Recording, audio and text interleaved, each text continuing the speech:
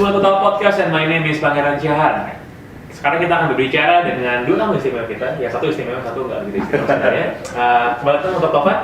Ini podcast Total selamat datang pertama kalinya. Dan juga Guntur yang untuk kesekian kalinya lihat lagi di layar komputer Anda.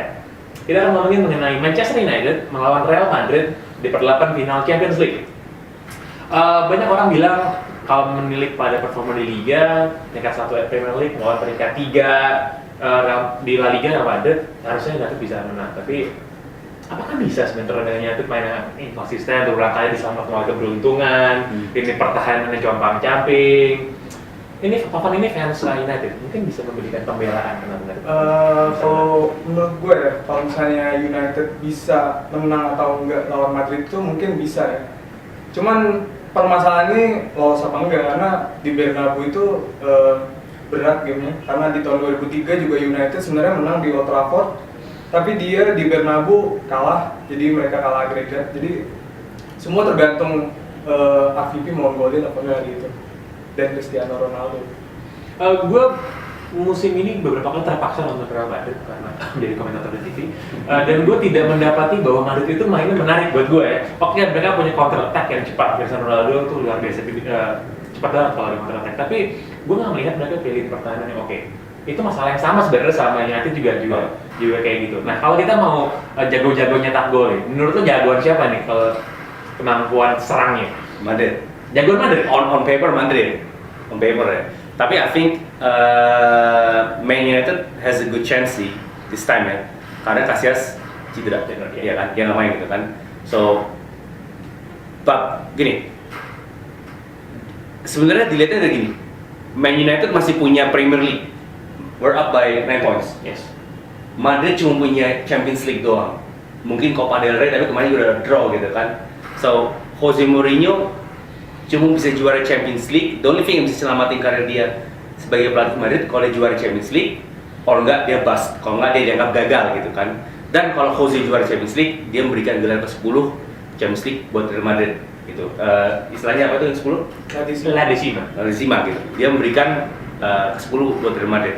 Itu pun patch-nya bingung kan, belum pernah ada orang yang kan sebenarnya kan ada 7, 8 sekian. Ini sekarang 10 gitu kan, so it's something new. Jose Mourinho akan benar-benar konsentrasi abis-abisan di Champions League gitu. He knows inside, he knows outside Man United. Dia tahu tepat pikirannya Fergie gimana, dia tahu tepat dia bakal mainin gimana segala macam gitu, oke? Tetapi Man United yang sekarang it's a beauty to watch. Kita sekarang lihat the last 2 years pemain-pemain muda kita berkembang. Kita lihat De Gea, kita lihat Smalling, kita lihat Phil Jones, kita lihat Cleverley. Mereka sekarang udah pemain-pemain yang bisa diandalin gitu ya. Sekarang kalau menurut gue nanti kalau Man United main lawan Real Madrid, waktu yang pas untuk belajar untuk yang sama United. Phil Jones, Chris Smalling belum pernah ngalamin namanya main lawan Real Madrid.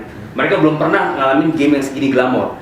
Ryan Giggs, Scholes, Rooney, mungkin RVP gitu. Mereka pernah main lawan tim-tim yang besar gitu. Tapi di young guns yang menurut gue, kalau gue pergi nih, gue akan pasang pemain-pemain muda. Mau kalah mau menang nggak apa-apa, lu udah pelajarannya. This is lawan Real Madrid gitu kan. Ya kan, so at the end of the day menurut gue, do we have a chance? Yes we do, gitu loh. Siapa yang lebih pengen menang? Of course dua-duanya, tetapi Jose Mourinho benar-benar kepepet, dia harus juara Champions League this year. Oke, kalau kita lihat gaya permainan kedua tim ini, si United sama Madrid itu sebenarnya beda-beda. Mereka lebih berbahaya kalau counter attack. Mereka lebih suka nunggu, lalu begitu ada peluang dan mereka langsung nyerang. Nah, kalau lo berdua melihat gaya permainan kedua tim ini, siapa yang kira-kira akan lebih dulu untuk keluar nyerang? Karena masing-masing lebih suka menunggu sebenarnya. Kalau gue rasa sih yang mungkin keluar nyerang duluan tuh Real Madrid ya. Karena United gue rasa pertama dia bakalan mainin formasi 4-3-3. Kita udah ngeliat formasi 4-3-3 lawan Spurs dan waktu itu Mourinho nonton. Jadi gue rasa emang Fergie tuh udah nyiapin kalau misalnya formasi 4-3-3 ini bakal dipakai ketika lawan Real Madrid.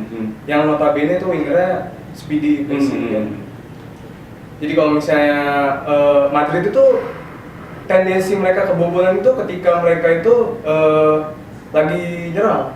Jadi kalau ketika mereka di counter balik itu mereka nggak terlalu bisa mundur dengan cepat karena situ nggak ada kontrol. Terus PP juga cedera.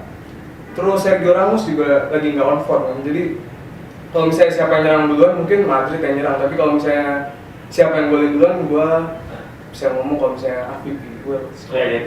Di Guardian si Silva ngomong sesuatu yang bagus banget menurut gue. Dia bilang hal terburuk yang bisa terjadi pada tim yang melawan Madrid adalah mereka dapat corner boleh dihalau, and then tuh orang gila dari Portugal tuh tiba-tiba sprint dari tengah lapangan kan, terus buang bola gitu. Kalau menurut lu ntar key player-nya yang kira-kira akan battling tuh siapa? Yang akan langsung direct back to back? Kalau menurut gue yang paling key player dari sisi Man United adalah Phil Jones. Phil Jones kemarin waktu lawan Spurs, Fergie menemukan, you know what, Phil Jones taruh di tengah pas banget nih gitu kan. So tadi kan ada diskusi kalau ada corner, Ronaldo lari dapat bola, kebobolan Man United, seandainya begitu ya. Nah ini sekarang Phil Jones yang ngalangin nih menurut gue gitu. So menurut gue the key untuk Man United adalah defense midfield-nya gitu, tengahnya. Man United harus menang dari tengah. Man United bukan harus menang dari depan. Kita counter attack, kita harus jaga corner kita, oke? Dan kita harus kuat di tengah, oke? Real Madrid, they have all the magicians di sana. Dia punya Ozil, dia punya Di Maria, dia punya Cristiano Ronaldo, dia punya Karim Benzema, siapa tahu dia lagi bagus segala macam gitu kan. So menurut gue possession nanti yang megang adalah Real Madrid, oke? The key adalah apakah tengahnya kita bisa menguasain apa enggak? That is the most important thing kalau menurut gue ya gitu. And kita juga udah waktunya ada yang ngomong ke De Gea, kok ada corner jangan ketakutan gitu loh. Kemarin tuh lawan Fulham, I saw it again, tau gak? Ada kejadian si Riverdale nyelamatin atau RVP nyelamatin. Ada lihat, what the hell was the head doing there gitu kan gitu loh. Dan sooner or later semua orang tuh tahu itu terjadi gitu. Everybody knows kalau itu bakal terjadi lagi gitu loh. So menurut gue the most important thing buat Man United adalah tengahnya, oke? Phil Jones harus dewasa menjadi DM. Mindset Man United harus bermain bertahan dan serang dari counter gitu, oke? Dan jangan salah, Cristiano Ronaldo akan pulang. Dia nggak mau pulang nggak nyetak gol, ya kan, gitu kan? Dia bilang dia akan ketemu sama tukang parkir di Old Trafford, sama tukang masak di Old Trafford. He's gonna be happy, you know. Dan dia nggak mau temennya bilang, wah lo you lost a step man. Dia kan nggak mau dong. He's gonna perform, he's gonna step over step. He's gonna do his magic di sana lagi kan, gitu kan. So I think it's gonna be exciting to see Cristiano Ronaldo back to Old Trafford. Oke, Taufan, pemain United menurut lo yang kira-kira berpengaruh besar pada pemain, tapi kurang mendapat apresiasi dari fans. Kalau kita ngomongin Robin van Persie, ya ada gol, habis banget dia jago gitu kan. Atau misalnya Wayne Rooney, mungkin ada yang lain pemain favorit lo? Definitely Michael Carrick. Itu pemain paling underrated di Manchester United. Dia itu disebut sebagai Mr. Konsisten. Dia hampir selalu main di game-game Manchester United, dan ketika United kebobolan itu biasanya karena kesalahan backtest yang Michael Carrick. Jadi ketika Michael Carrick itu nggak melakukan hal-hal konyol seperti itu, gue rasa United bisa lah. Dan Michael Carrick seperti yang kita tahu udah berkali-kali dia ngeliatin kalau misalnya gue juga bisa ballistic pass kayak Scholes dan Giggs gitu. Cicarito waktu itu golnya dari gitu kan. Jadi kalau misalnya Michael Carrick mainnya bagus, jadi lini tengah bisa dikuasain. Dan kombinasi Carrick sama Tom Cleverley ini menurut gue bagus banget. Ini kombinasi yang lengkap gitu, yang kita selama beberapa pertandingan kemarin kita ngomongin kira-kira apa nih. Dan dua ini sebenarnya nggak ada yang bertarung ya sih. Carrick lebih suka untuk menunggu di belakang, baru mereka ngoper bola, dan Carrick lebih suka untuk shot pass cepat juga gitu. Nah soal Wayne Rooney. Jadi Wayne Rooney sudah memaklumi keadaannya bahwa dia bukan striker utama lagi di Man United.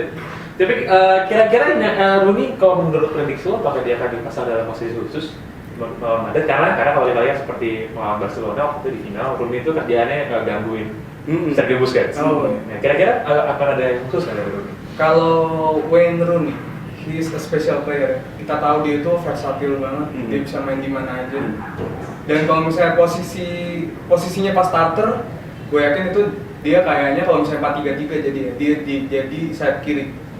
Cuman yang namanya Rooney itu dia pemain tuh yang bisa ada di mana aja dan kapan aja. Kita nggak tahu tiba-tiba Rooney ada di belakang, tiba-tiba Rooney yang melakukan tackling ketika pemain lawan tuh nggak ngelihat dari belakang tuh si Rooney datang.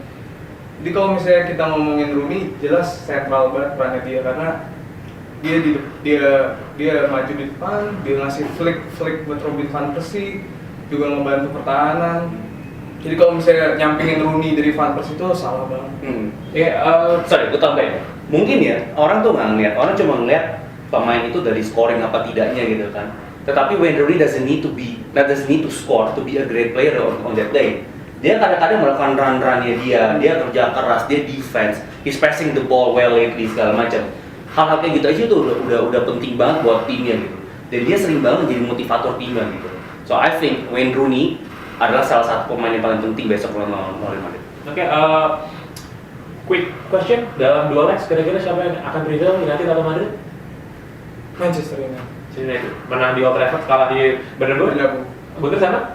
Seri di Madrid menang di Old Trafford. Sering di Madrid menang di Old Trafford. Oke, that's quite prediction. Nah, thank you teman Gunter atas ngobrol-ngobrol. Sekian podcast Bola Total untuk edisi kali ini. Jangan lupa klik bola total.com dan follow di Twitter @bola total.